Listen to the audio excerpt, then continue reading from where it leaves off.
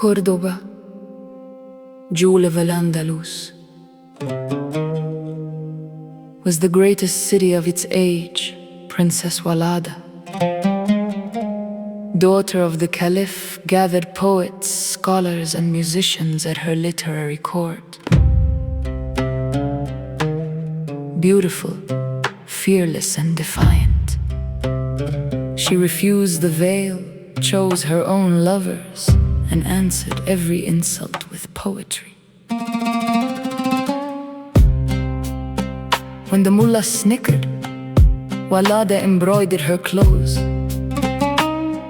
For the sake of Allah, I deserve nothing less than glory. I hold my head high and go my way.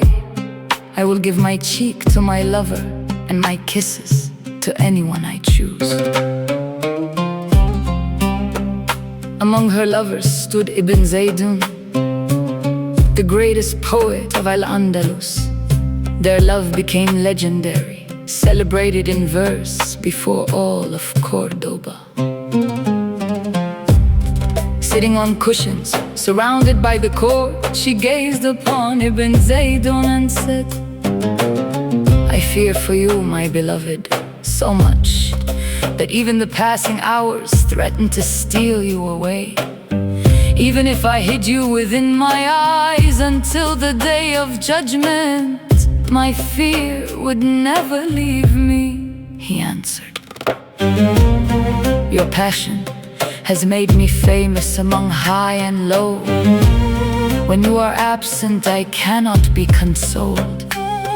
But when you appear, all my cares and troubles fly away. But envy followed love, the vizier Ibn Abdus exposed Ibn Zaydun's affair with Wallada's favorite African slave girl. Heartbroken, Wallada wrote, if your love had been sincere, you would never have preferred one of my own slaves. You scorned the flowering branch for one that bears only bitter fruit. I am the shining moon of heaven, yet you chose a dark and shadowy planet. Ibn Abdus then spread word that Wallada had taken him as her lover. Consumed by jealousy, Ibn Zaydun mocked her.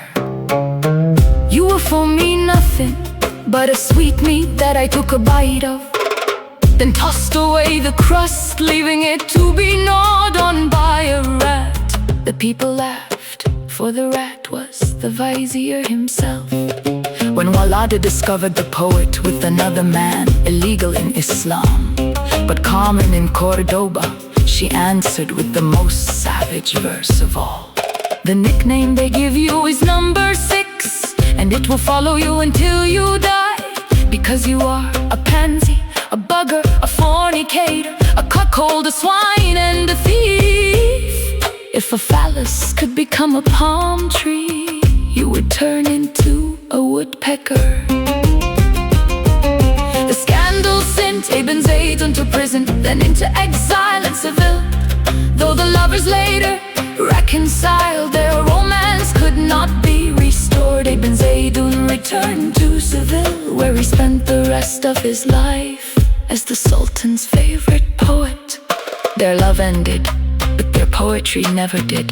1,000 years later, the voices of Wallada and Ibn Zaydun still echo through the streets of Cordoba.